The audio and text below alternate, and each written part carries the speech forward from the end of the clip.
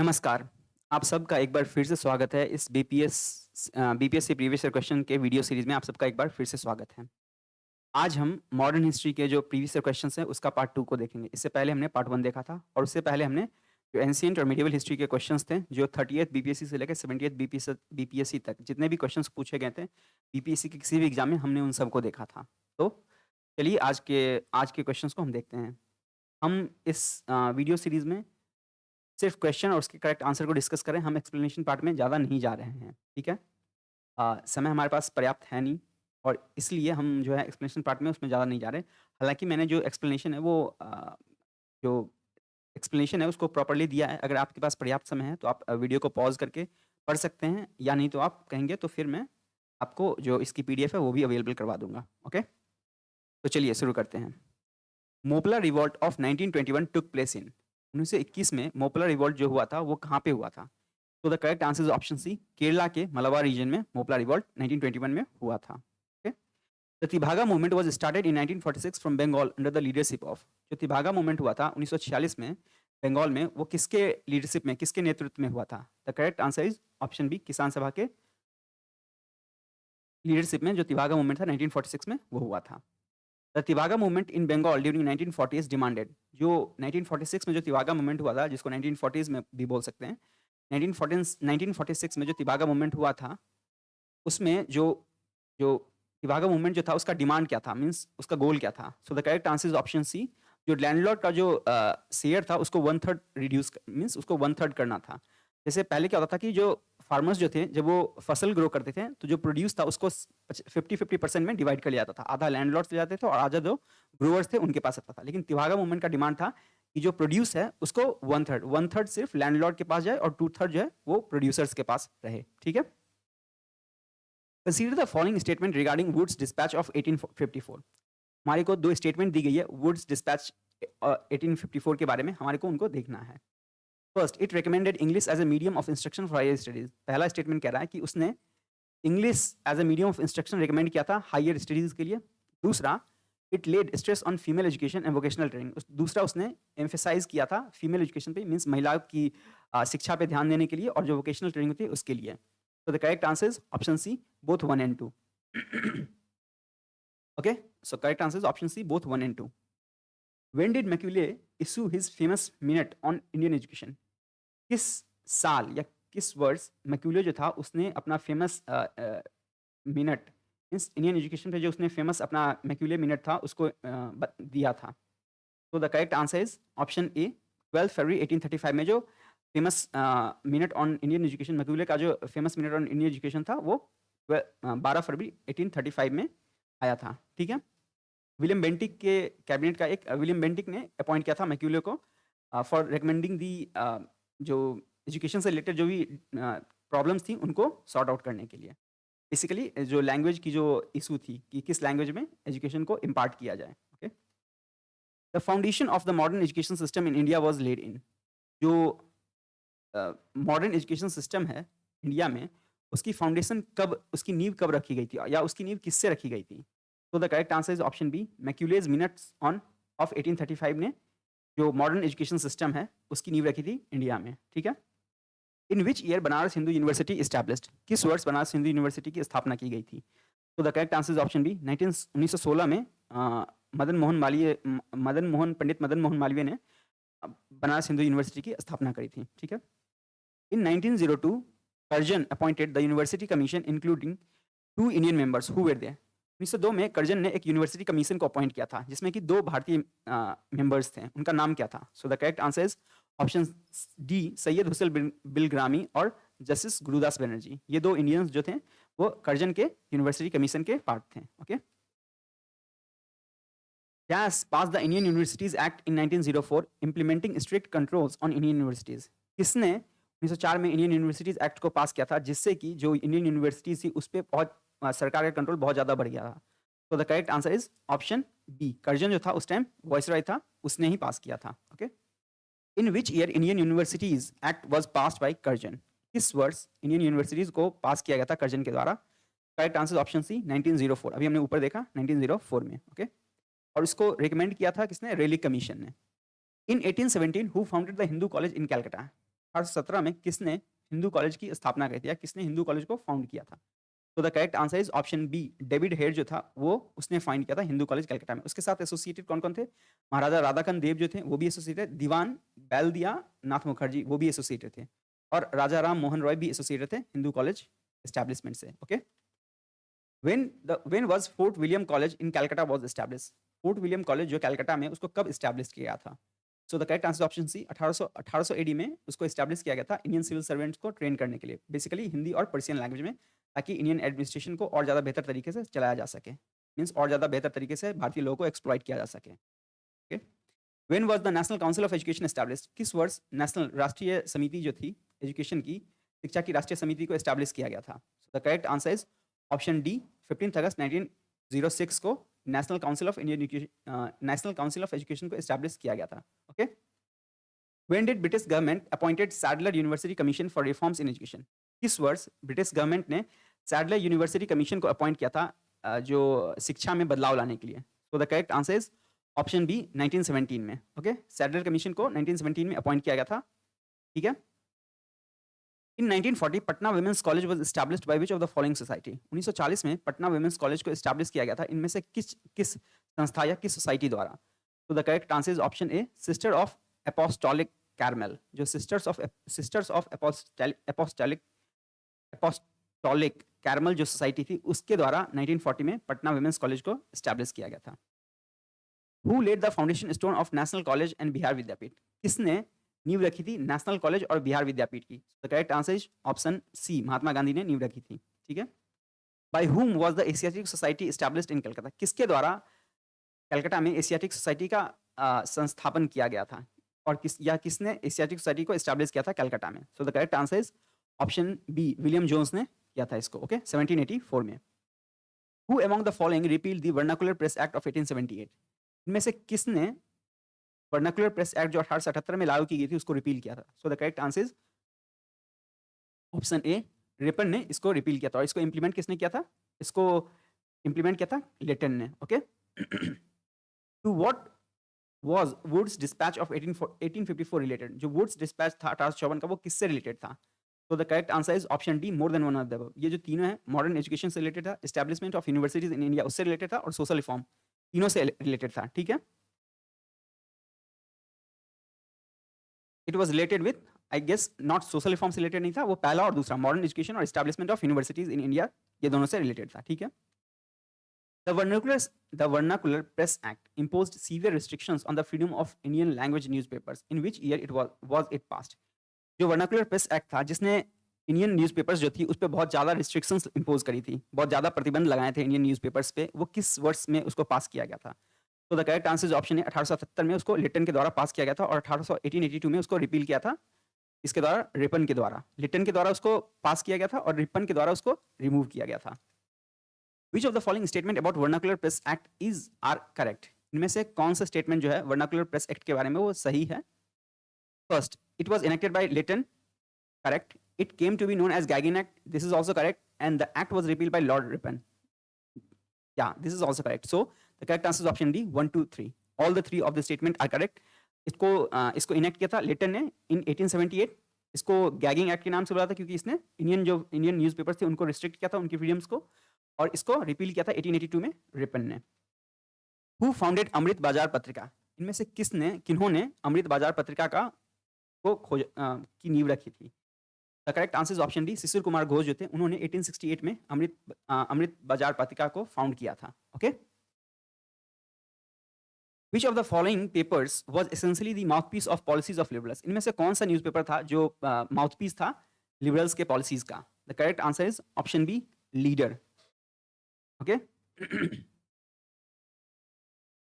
Which of the following was not a nationalist newspaper? इनमें से कौन सा न्यूज़पेपर था जो नेशनलिस्ट राष्ट्रीय हित के बारे में बात नहीं करता था? तो the correct answer is option D, the Times of India जो था वो एक राष्ट्रवादी पेपर नहीं था। Okay, who founded the Asiatic Society of Bengal? Asiatic Society of Bengal की स्थापना किसने करी थी? The correct answer is option C, William Jones ने करी थी एशियाटिक सोसाइटी ऑफ बंगाल की स्थापना इन 1784।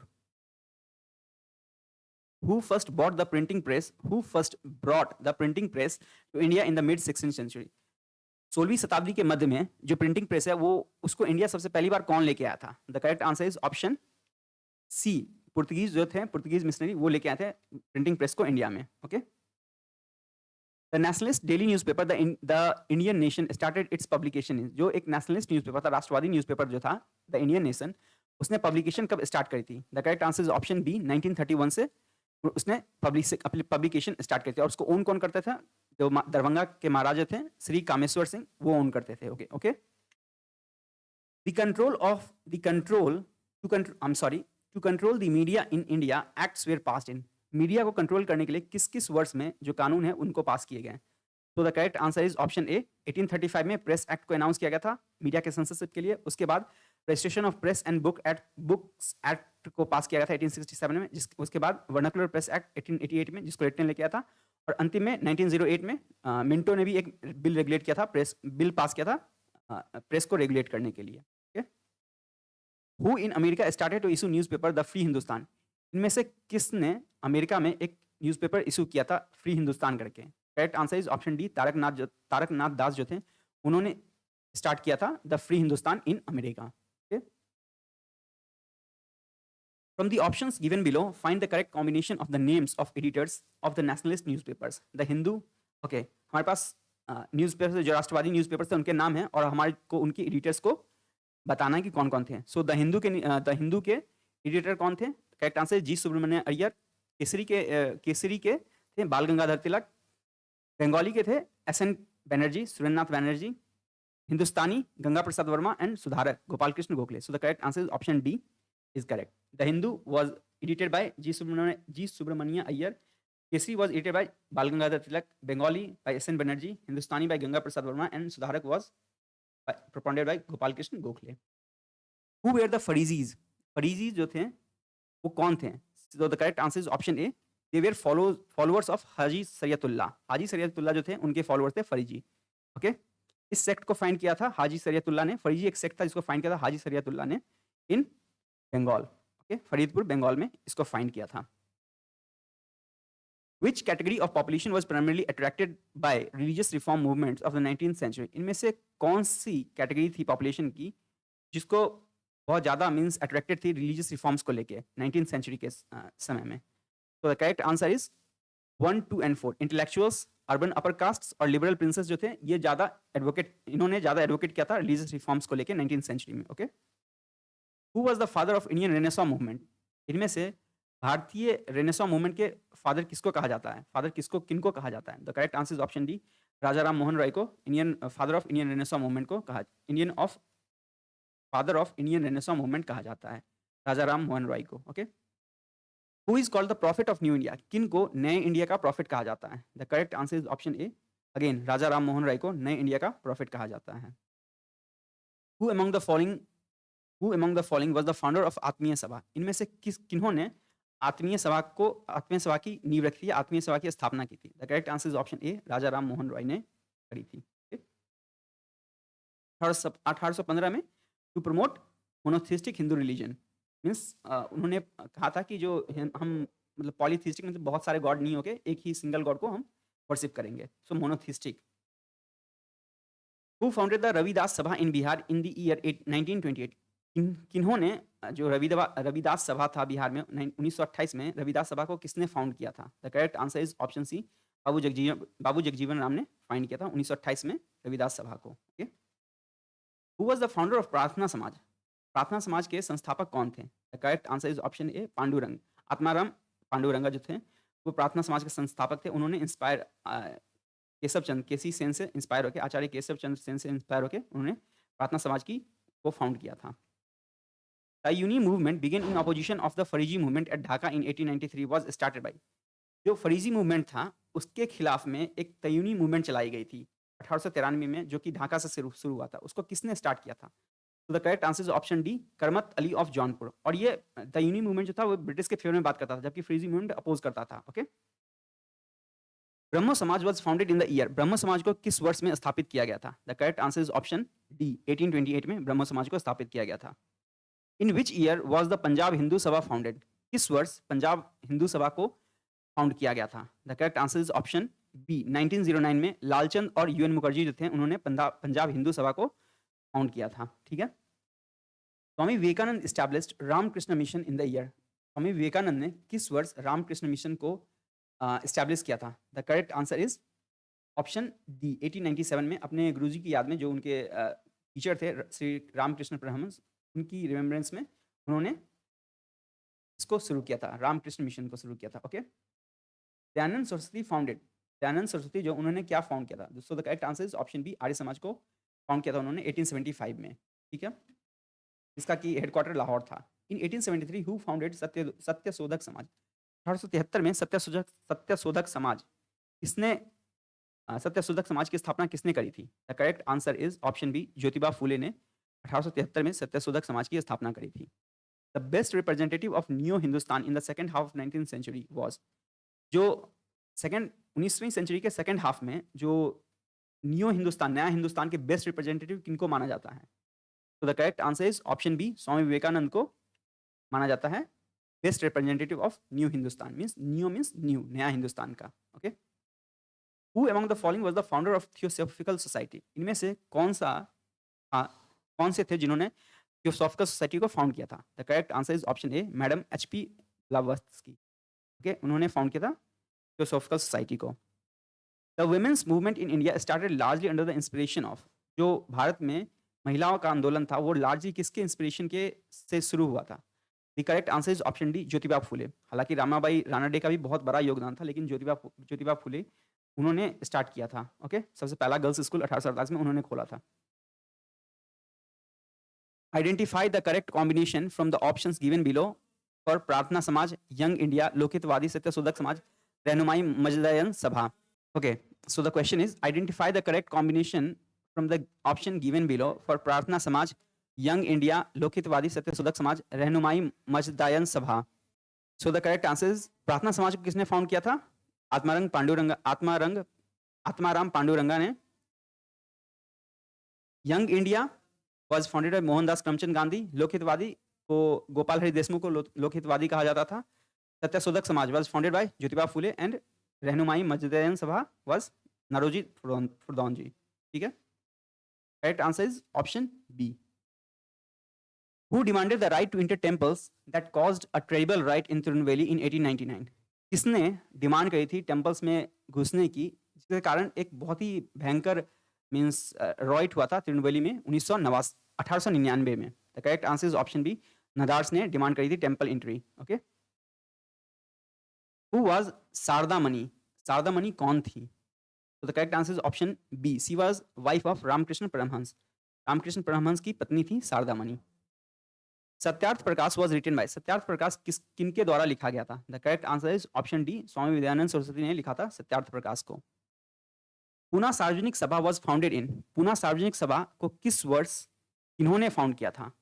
तो the correct answer is option B, 1870 में महादेव गोविंद रानाडे ने फाउंड किया था पूना सार्वजनिक सभा को।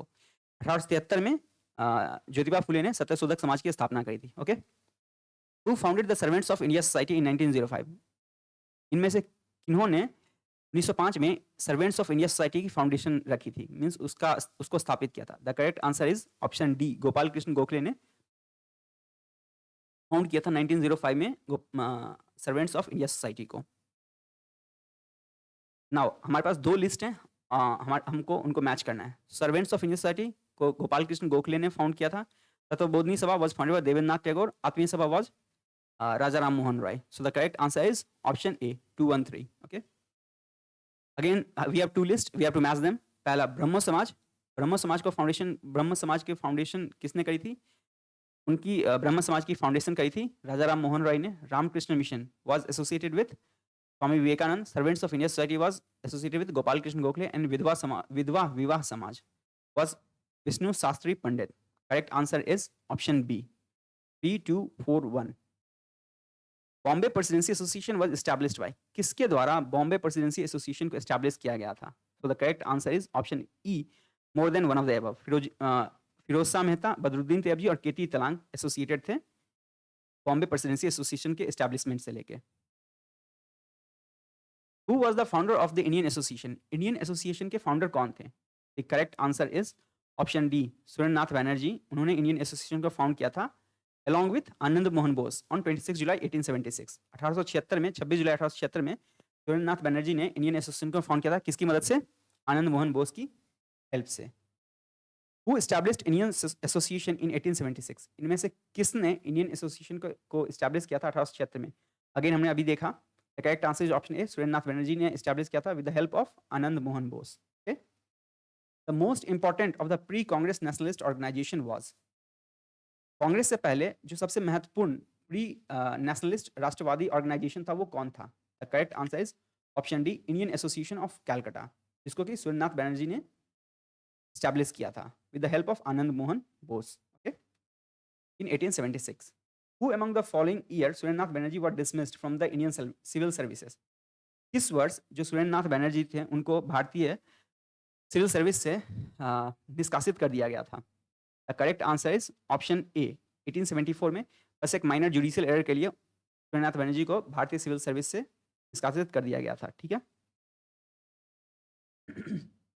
Who was the first Indian to resist for political reforms? इनमें से कौन थे जिन्होंने इनमें से कौन से पहले इंडियंस थे जिन्होंने पॉलिटिकल रिफॉर्म्स के बारे में बात कही थी, मीन्स कहा था कि पॉलिटिकल रिफॉर्म्स जरूरी हैं? The correct answer is option C, Raja Ram Mohan Roy was the first Indian to resist for political reforms. Okay.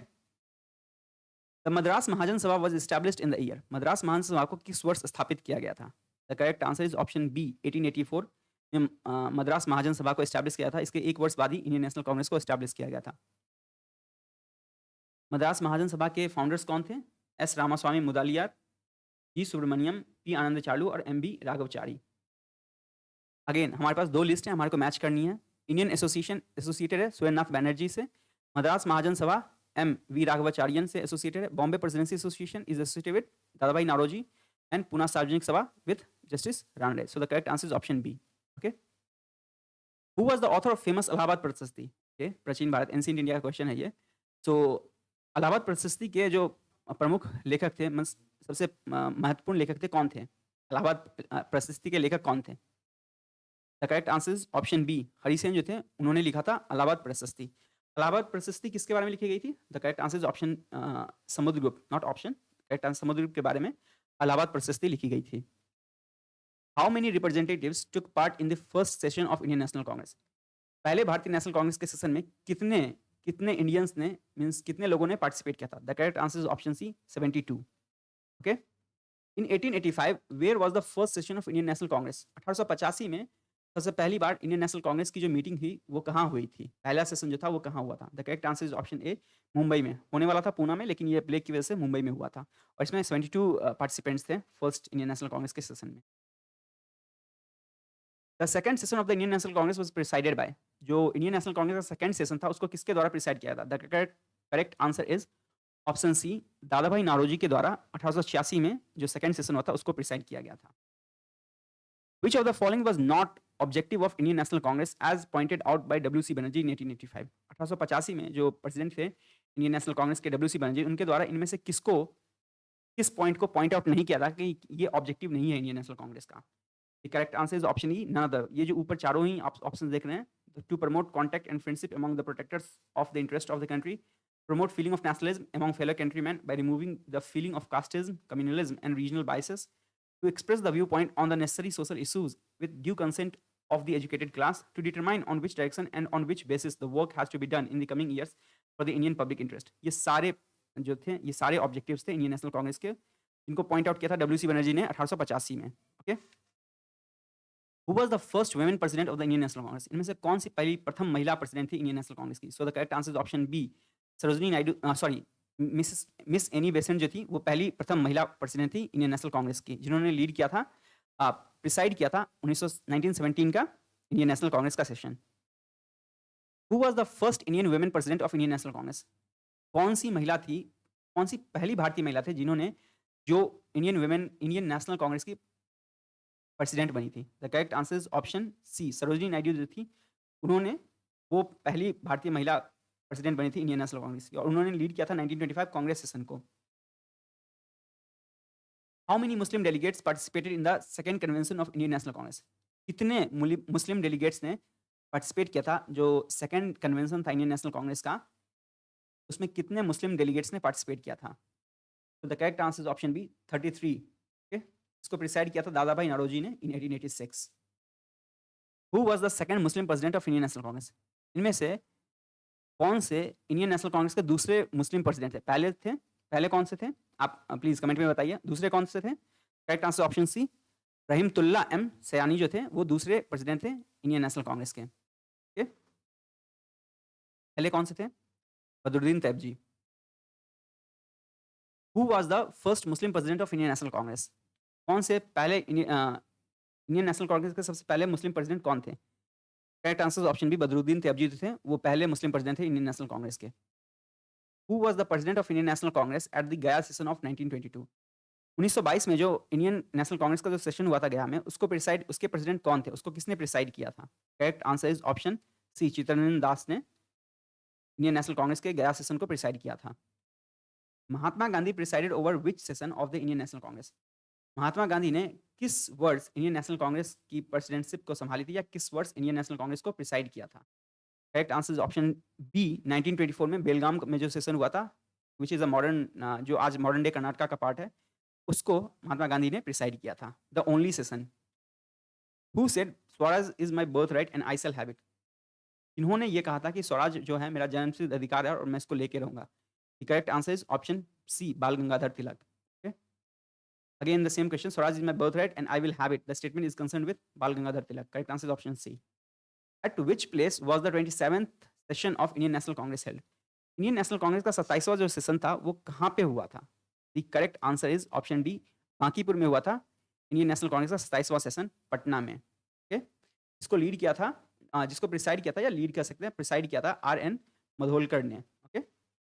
Who was the president of Patna session of the Indian National Congress held in 1912? 1912 में जो session हुआ था पटना में Indian National Congress का, उसको किसने lead किया था?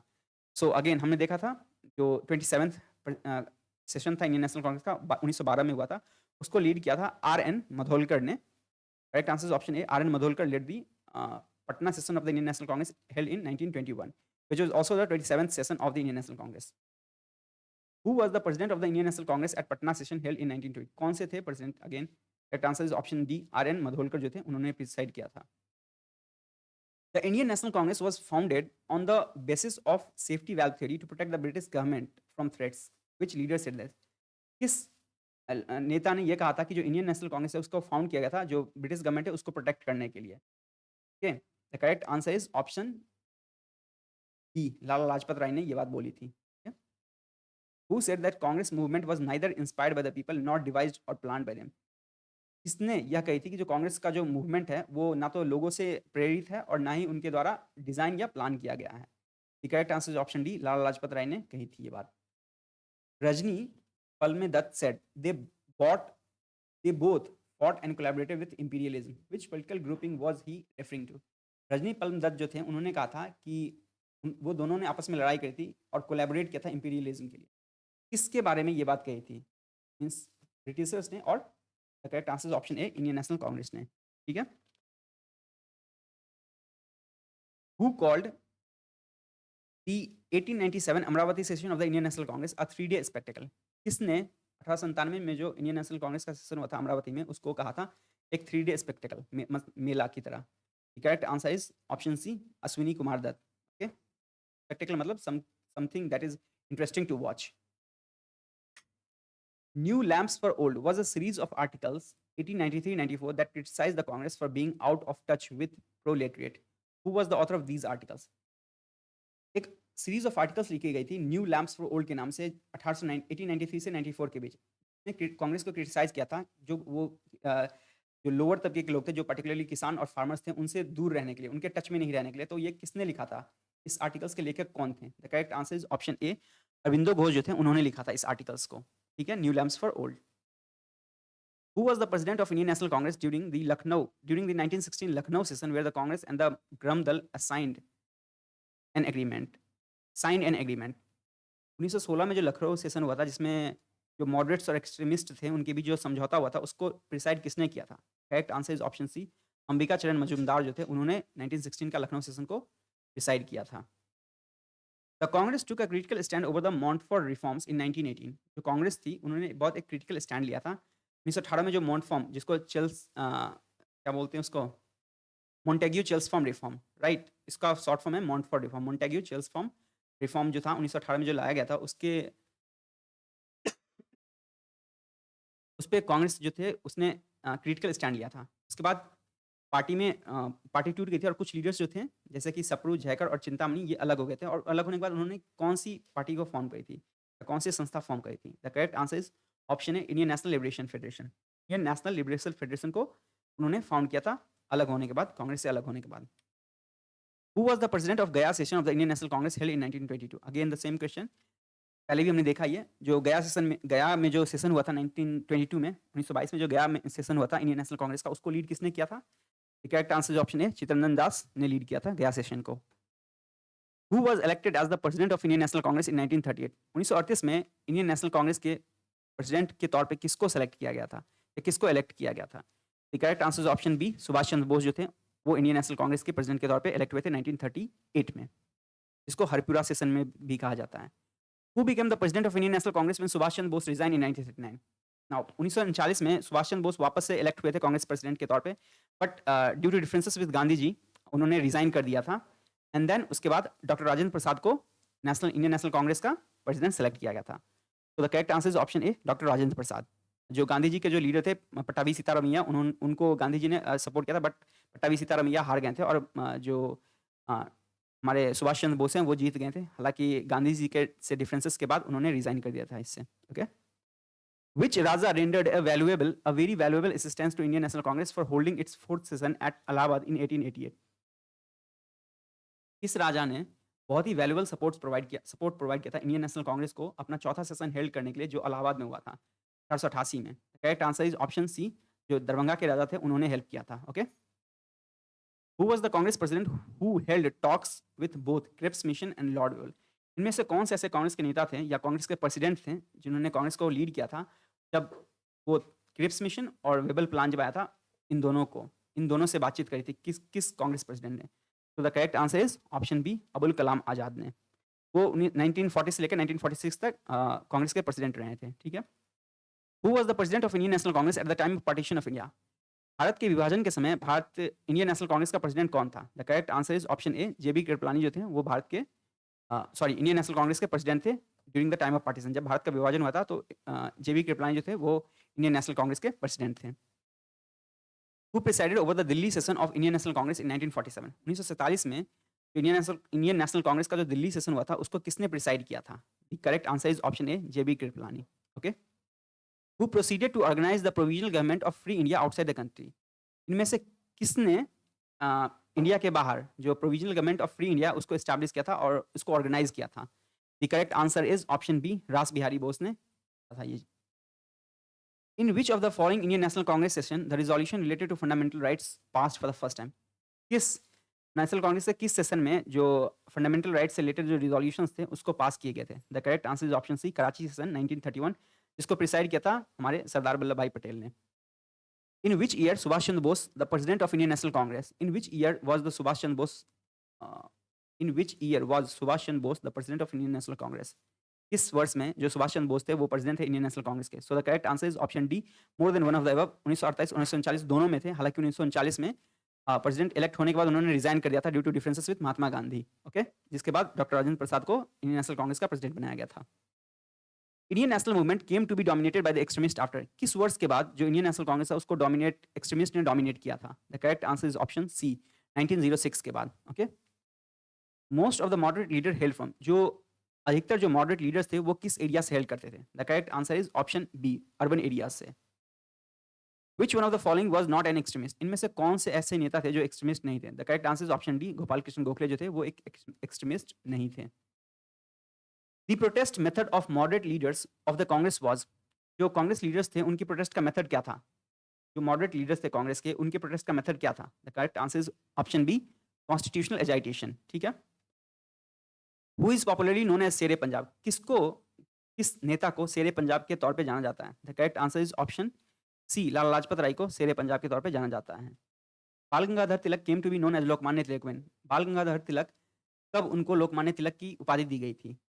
तो इसका कोई एक इंस्टेंसेस नहीं था, काफी सारे इंस्टेंसेस है। तो the correct answer is option E more than one of the above. Okay in 1908 बाल गंगाधर तिलक वाज इम्प्रिजन फॉर? 1908 में बाल गंगाधर तिलक को क्या मींस सजा सुनाई गई थी, कितने सालों की जेल हुई थी बाल गंगाधर तिलक को? The correct answer is option B 6 साल की, ठीक है? In which year was V D Savarkar elected the president of Hindu Mahasabha? किस वर्ष वी डी सावरकर को हिंदू महासभा का प्रेसिडेंट इलेक्ट किया गया था? The correct answer is option ई 1937 में वी डी सावरकर को हिंदू महासभा का प्रेसिडेंट इलेक्ट किया गया था, ठीक है? Who founded the revolutionary society in 1904 which aimed at armed revolution against British rule? किसने 1904 में एक रिवॉल्यूशनरी सोसाइटी फाउंड करी थी जिसका एम था कि ब्रिटिश के खिलाफ विद्रोह करना, मीन्स वेपन्स के साथ, ठीक है? Arm revolution. The correct answer is option B Vinayak Damodar Savarkar, VD Savarkar ने इस रिवॉल्यूशनरी सोसाइटी की स्थापना करी थी 1904 में, जिसका नाम था Abhinav Bharat. Who is associated with Abhinav Bharat? So the V D Savarkar was associated with Abhinav Bharat, okay, which was founded in 1904. When did the attempt of murder of Kingsford was made at Muzaffarpur? किस वर्ष जो किंग्सफोर्ड जो था, जो डिस्ट्रिक्ट जज था, उसका murder किया था, मीन्स उसके मर्डर का प्लान किया गया था? The correct answer is option D 1908। जो कलकत्ता प्रेसिडेंसी का जो मैजिस्ट्रेट था किंग्सफोर्ड, उसको उसके असैसिनेशन का अटेम्प्ट किया गया था 1908 में, 1908 में। In which place Khudiram Bose try to kill Kingsford? किस जगह पे खुदीराम बोस जो थे उन्होंने कोशिश की थी जो किंग्सफोर्ड जो था उसको मारने की? The correct answer is option C Muzaffarpur में, 1908 में मुजफ्फरपुर। प्रफुल्ल चाकी और खुदीराम बोस जो थे ये दोनों एसोसिएटेड थे, ठीक है? Which of the following was not related to the Kakori incident? इनमें से कौन से जो ऐसे थे जो काकोरी इंसिडेंट के साथ रिलेटेड नहीं थे? So the correct answer is option B Surya Sen जो थे वो एसोसिएटेड नहीं थे काकोरी कांड से, वो चिटगांग आर्मी रेड के साथ एसोसिएटेड थे। The person associated with Zimmerman plan was? कौन से ऐसे इनमें से कौन से पर्सन थे जो जिमरमैन प्लान के साथ associated? So the correct answer is option D all of the above. सारे के सारे ही जो ऊपर के तीनों हैं ये तीनों एसोसिएटेड है जिमरमैन प्लान के साथ। जिमरमैन प्लान एक इंडियन और जो जर्मन थी, ये दोनों की मिली हुई कॉन्स्पिरेसी थी ब्रिटिशर्स के खिलाफ। हु स्टार्टेड द हिंदुस्तानी सेवा दल इन द मिड 1920s? किसने स्टार्ट किया था हिंदुस्तानी सेवा दल 1920 के मध्य में, 1920s के मिड में किसने स्टार्ट किया था Hindustani Seva Dal? So the correct answer is NS Hardikar, जो कि एक कांग्रेस के नेता थे। The Patna youth union was founded in? किस वर्ष पटना यूथ यूनियन को फाउंड किया गया? The correct answer is option C in 1927 Patna youth union को फाउंड किया गया था। इसका काम था रिवॉल्यूशनरी एक्टिविटीज को बिहार में प्रमोट करना, ठीक है? Who is regarded as the mother of Indian revolution? किसको इंडियन रिवॉल्यूशन जो था उसकी माँ कहा गया है? उनको किनको कहा गया है इंडियन रिवॉल्यूशन की माता? The correct answer is option D Bhikaji Rustom Cama को जो इंडियन रिवॉल्यूशन था उसकी माता की उपाधि दी गई है, या फिर उनकी माता की उपाधि दी गई है, उनको दी गई है माता की उपाधि, ठीक है? Where did madam Cama hoist the first tricolour flag in 1907? Madam Cama ने सबसे पहली बार 1907 में तिरंगा कहाँ लहराया था? तो the correct answer is option D Stuttgart में मैडम कामा ने 1907 में सबसे पहली बार तिरंगा लहराया था। Which year Hindustan Republican association was setup? किस वर्ष हिंदुस्तान रिपब्लिकन एसोसिएशन को रखा, मीन्स उसकी स्थापना किस वर्ष की गई थी? The correct answer is option B 1924 में गई थी, हिंदुस्तान रिपब्लिकन एसोसिएशन को बनाया गया था। Who was given life punishment for the murder of colonel Wyllie? किसको लाइफ पनिशमेंट दी गई थी कर्नल विली के मर्डर के लिए? The correct answer is option A Madan Lal Dhingra जो थे उन्होंने असैसिनेट किया था जो कर्नल था Wyllie, okay? Which revolutionaries were hanged in Kakori train robbery case? किस रिवॉल्यूशनरी को काकोरी ट्रेन डकैती के लिए मीन्स फांसी पे लटकाया गया था? The correct answer is option A Ram Prasad Bismil and Ashfaqulla Khan. One of the founding leaders of Hindustan socialist Republican army was? जो हिंदुस्तान सोशलिस्ट रिपब्लिकन आर्मी थी उसके फाउंडर कौन थे? इनमें से कौन थे फाउंडर्स के? The correct answer is option B Bhagat Singh जो थे वो थे उसके founder. Who penned the following lines? सरफरोशी की तमन्ना अब हमारे दिल में है, देखना है जोर कितना बाजुए कातिल में? यह लाइन जो है सरफरोशी की तमन्ना ये किसने लिखी थी? तो the correct answer is option A Bismil. Bismil Azimabadi जो थे बिस्मिल अजीम बंदी जो थे उन्होंने लिखी थी ये, ना कि राम प्रसाद बिस्मिल में। राम प्रसाद बिस्मिल फेमस थे और राम प्रसाद बिस्मिल ने इसको और भी ज़्यादा फेमस किया था। सो अगर आपसे पूछा जाता है कि किसने लिखी थी, यहाँ पे बिस्मिल दिया तो किसी के दिमाग में राम प्रसाद बिस्मिल होकर अगर टिक कराए तो सिर्फ बिस्मिल की होने की वजह से वो सही हो जा रहा है, लेकिन एक्चुअली में जो लिखा था इसने वो लिखे थे उनका नाम था बिस्मिल अजीम बदी, ठीक है, जिनका असली नाम था Syed Shah Mohammad Hasan. Who is the author of popular song सरफरोशी की तमन्ना अब हमारे दिल में है? So the correct answer is option E, none of the above. किसने लिखा था? बिस्मिल अजीम बदी ने लिखा था, सरफरोशी की तमन्ना अब हमारे दिल में है।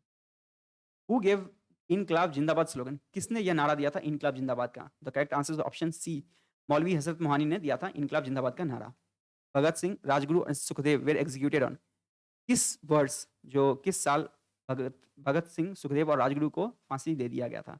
द करेक्ट आंसर इज 23 मार्च 1931। 23 मार्च 1931 को इनको फांसी दिया गया था, जो इनको जो शहीद हुए थे। ठीक है। How old was Bhagat Singh when he threw a bomb in the assembly in protest against the government? Bhagat Singh जो थे वो कितने वर्ष के थे जब उन्होंने एक बॉम्ब फेंका था असेंबली में, जो गवर्नमेंट के खिलाफ विद्रोह करते हुए, मीन्स प्रोटेस्ट करते हुए? The correct answer is option B, a little more than 21 years. वो थोड़े से 21 साल से थोड़े ज़्यादा बड़े होंगे जब उन्होंने बॉम्ब फेंका था असेंबली में गवर्नमेंट के खिलाफ प्रोटेस्ट करते हुए। तो that's it, we have completed another 125 questions. तो यहीं पे हम अपनी वीडियो को समाप्त करते हैं। Thank you so much and have a great day.